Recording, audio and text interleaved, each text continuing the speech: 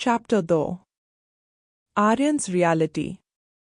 तो जैसा कि हमने अभी तक देखा कि कैसे मुस्कान और राज पूरे कॉलेज के सामने आर्यन की बेइज्जती करते हैं और फिर आर्यन गुस्से में वहां से निकल जाता है।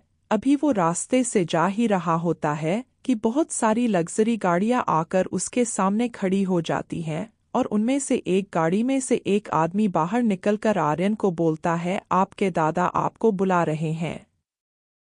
अब आगे। ये सुनकर आर्यन के चेहरे पर एक प्यारी सी मुस्कान आ जाती है और वो उस आदमी के साथ जाकर उसकी गाड़ी में बैठ जाता है। असल में आर्यन का परिवार दुनिया के सबसे बड़े और शक्तिशाली परिवार में से एक दीवान परिवार है। लोग मानते हैं कि इस परिवार के पास अकेले ही बस इतनी दौलत है कि वो चाहे तो आधी दुनिया को खरीद ले। और जितना बड़ा नाम होता है उतना ही ज्यादा मुश्किल होता है उस नाम को संभाल कर रखना। इसलिए जब भी दीवान परिवार अपने नए लीडर को चुनने वाला होता है तो वो उनकी परीक्षा लेते हैं और इस परीक्षा में उन्हें गरीबों की तरह जीवन जीना होता है। कई बार तो लोगों का पूरा जीवन ही इस परीक्षा को पार करने में चला जाता है। हालांकि परीक्षा देते देते उसे भी 7 साल हो गए थे, इसलिए उसे ऐसा एहसास होने लग गया था कि शायद उसे अपना पूरा जीवन गरीबी में ही बिताना होगा। अच्छा हुआ चली गई। अब मिलना कभी, आर्यन मन ही मन मुस्कान को कोसते हुए कहता है। तभी कारों का काफिला रुकता है और गाड़ियों को रुकता देख वो अपने ख्यालों में से बाहर आता है। कार से बाहर निकलते ही उसे अपने सामने सफ़ेद संगमरमर से बना एक आलीशान महल दिखता है जिसके गेट के बाहर बड़े बड़े शब्दों में लिखा था दीवान निवास। जैसे ही वो उस गेट के अंदर जाता है तो उसे सबसे पहले एक बहुत सुंदर फव्वारा दिखता है जिसमें 4 शेर बने हुए थे जिनके मुंह से पानी गिरकर नीचे फाउंटेन में जा रहा था। उसमें विभिन्न रंगों की रोशनी लगाई गई थी, इसकी वजह से रात के समय वह फव्वारा बहुत सुंदर लगता था। साथ ही पास में ही एक बहुत बड़ा बगीचा भी था जिसे देखकर आर्यन को अपने बचपन के दिन याद आ गए। और जैसे ही वो वहां से थोड़ा आगे बढ़ता ही है कि वो देखता है चारों ओर एक से बढ़कर एक लग्जरी कारें खड़ी हुई हैं जिनमें रॉयल्स रॉयस और बुगाटी जैसी महंगी कारें भी शामिल हैं। फिर वो अपने कदम उस महल जैसे घर के मेन गेट के अंदर करता ही है कि उस घर के सारे नौकर आर्यन के स्वागत में वहां पर खड़े हो जाते हैं। तभी एक आदमी जो कि बटलर की ड्रेस में था आर्यन के पास आकर बोलता है, वेलकम प्रिंस। और जब आर्यन उन्हें देखता है तो वो पहचान जाता है और वो झट से चौधरी अंकल को गले लगा लेता है। असल में जब आर्यन छोटा था तभी उसके माँ बाप एक कार दुर्घटना में मारे गए थे और उनके जाने के बाद आर्यन को चौधरी अंकल ने ही संभाला था। आपके दादाजी को आपके यहाँ आने से पहले ही जाना पड़ा क्योंकि उन्हें बहुत ज़रूरी काम आ गया था। पर जाते जाते उन्होंने कहा था कि वो चाहते हैं कि बिजनेस को टेकओवर करने से पहले आप अपनी काबिलियत साबित करें। चौधरी अंकल आर्यन को बताते हैं। और मैं कैसे करूंगा अपनी काबिलियत साबित? आर्यन चौधरी अंकल से पूछता है।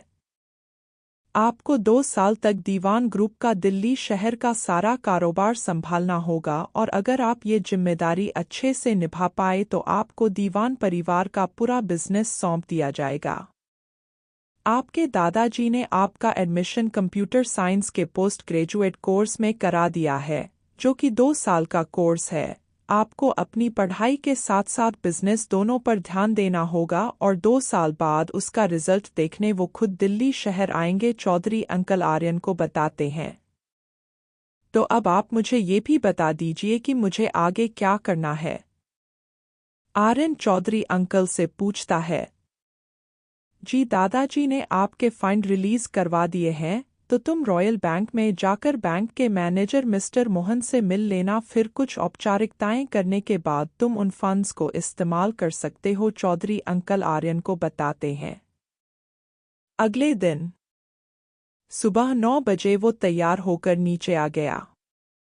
आर्यन ने अंकल से कहा, अभी मैं बैंक से होकर आता हूँ, अंकल ने उसके सिर पर हाथ रखते हुए कहा, जाओ बेटा, मेरा आशीर्वाद तुम्हारे साथ है। कुछ देर बाद वह रॉयल बैंक पहुंच गया।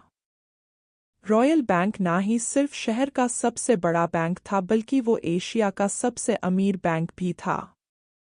वहां पर शहर के सबसे अमीर लोगों के ही पैसे जमा किए जाते थे।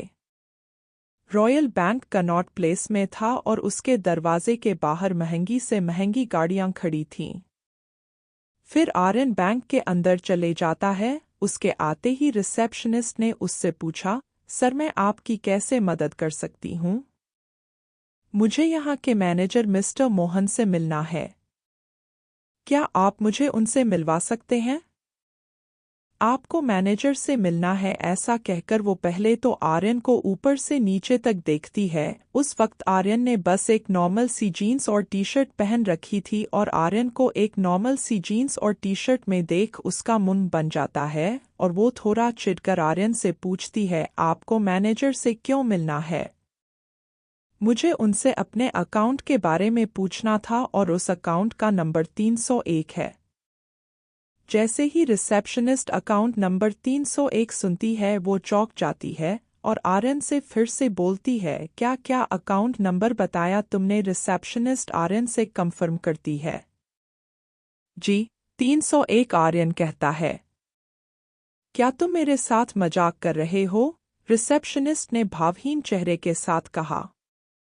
फिर रिसेप्शनिस्ट उसी भावहीन चेहरे के साथ आर्यन को बोलती है, जानते भी हो अकाउंट नंबर 301 इस बैंक के सबसे बड़े ग्राहक का है, जिसमें कम से कम भी कुछ 100 करोड़ होंगे। अगर तुम्हें टाइम पास ही करना है तो कृपया इस बैंक के बाहर जाकर कीजिए, रिसेप्शनिस्ट आर्यन को कहती है।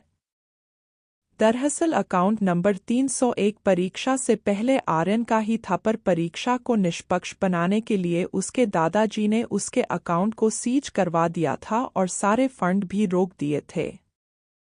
अब आर्यन की परीक्षा पूरी हो गई है तो उसे बैंक में जाकर फिर से कुछ औपचारिकता करनी होगी ताकि वो अपने खाते को इस्तेमाल कर सके, इसलिए ही वो बैंक आया था।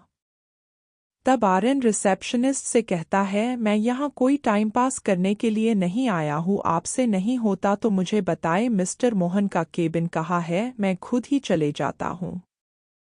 और आर्यन को उससे ऐसे बात करता देख रिसेप्शनिस्ट गुस्से से उठ खड़ी हुई। उसने आर्यन को तेज आवाज में डांटते हुए कहा, तुम अभी यहाँ से चले जाओ, नहीं तो मैं सिक्योरिटी को बुलवाकर तुम्हें यहाँ से धक्के मार कर निकलवा दूंगी। वो आर्यन को सुना ही रही थी कि तभी उसकी टेबल पर रखा लैंडलाइन फोन बजता है। कॉल रिसीव करते ही दूसरी तरफ से बैंक मैनेजर मिस्टर मोहन बोलते हैं, थोड़ी देर में हमारे बैंक में आर्यन दीवान आने वाले हैं, उन्हें मिस्टर चौधरी ने भेजा है, जैसे ही वे आए मुझे सूचित करना, उसने कहा और फोन काट दिया। उसने जैसे ही ये सुना तो एक बार तो उसके दिमाग में ये बात आने लगी कि कहीं ये वही आदमी तो नहीं। फिर वो अपने आप को समझाती है, नहीं, ये आर्यन दीवान कैसे हो सकता है, कहा वो और कहा ये। पर फिर भी वो एक बार आर्यन की ओर देखकर बोलती है, आपका नाम आर्यन दीवान? वो कहता है। ये सुनकर रिसेप्शनिस्ट चौंक गई। एक लंबी गहरी सांस लेते हुए वह दोबारा बोलती है, क्या तुम्हें चौधरी सर ने भेजा है? जैसे ही आर्यन ने अपना सर हाँ में हिलाया, उस लड़की का अचानक से ही पूरा बर्ताव बदल गया। अपनी टोन को सॉफ्ट बनाकर वो आर्यन से बोलती है, आइए सर, मेरे पीछे आइए। फिर वो लड़की आर्यन को मिस्टर मोहन के कमरे में ले जाती है और उनसे कहती है, सर, ये है मिस्टर आर्यन दीवान, इन्हें चौधरी सर ने भेजा है। आर्यन का नाम सुनकर मैनेजर अपनी सीट से खड़ा हो गया और बोला, बेवकूफ, मैंने तुमसे कहा था कि जैसे ही वह बैंक पहुंचे मुझे सूचित करना, मैं खुद उनका स्वागत करने आऊंगा। ओह सर, यहाँ बैठिए। आर्यन को इतना बोलने के बाद फिर मैनेजर गुस्से में रिसेप्शनिस्ट को बोलता है, अब यहाँ खड़े होकर मेरा मुंह क्या देख रही हो, जाओ हमारे वीआईपी ग्राहक के लिए चाय नाश्ता लेकर आओ। फिर वो चुपचाप वहां से बाहर की ओर चली जाती है। थोड़ी देर में वो रिसेप्शनिस्ट वापस आती है, पर इस बार उसके हाथ में एक बड़ी सी ट्रे थी जिसमें ना जाने कितने ही पकवान भरे हुए थे। जैसे ही वो टेबल पर वो रखने के लिए झुकती है तो वो आर्यन से बोलती है, मुझे माफ़ कर दो सर, कृपया मेरी शिकायत मैनेजर सर से मत करना, नहीं तो मेरी नौकरी चली जाएगी। आर्यन ने एक नज़र उस पर डाली और बिना कुछ कहे मिस्टर मोहन से फंड्स को लेकर बात करने लग गया। फिर मैनेजर ने आर्यन का रेटिना और फिंगरप्रिंट स्कैन करवाया और ऐसी ही बहुत सारी औपचारिकता करने के बाद मैनेजर आर्यन को एक कार्ड देते हुए कहता है, ये हमारे बैंक का प्लैटिनम कार्ड है। आप अपने अकाउंट के फंड्स का उपयोग इस कार्ड से कर सकते हैं और आप इस कार्ड से जितना चाहे उतना पैसे एक ही बारी में निकाल सकते हैं। आपके कार्ड पर इस चीज़ की कोई लिमिट नहीं है। फिर आर्यन वो कार्ड लेता है और अपनी जगह से खड़े होकर मैनेजर को धन्यवाद कहकर वहां से चले जाता है। जैसे ही आर्यन मैनेजर के केबिन से बाहर निकलता है, वो रिसेप्शनिस्ट सना उसे वही खड़ी दिखती है। आर्यन को देखते ही उसने कहा, मुझे बहुत दुख है, आज मेरी वजह से तुम्हें बैंक में बहुत परेशानी उठानी पड़ी। पर आर्यन तो उसकी बातें सुनता ही नहीं है और सीधा बैंक से बाहर की तरफ जाने लगता है। जैसे ही आर्यन बैंक से बाहर की तरफ आता है, उसके दिल में पहला ख्याल नए कपड़ों का आता है ताकि कोई उसे उसके कपड़ों से जज ना करे, और वो अपने कदम पास के ही मॉल सनशाइन मॉल की तरफ बढ़ा लेता है। तो कैसा होगा अब आर्यन का सफ़र? क्या पैसे आने के बाद आर्यन बदला लेगा राज और मुस्कान से? जानने के लिए देखते रहिए इंस्टा बिलियनेयर।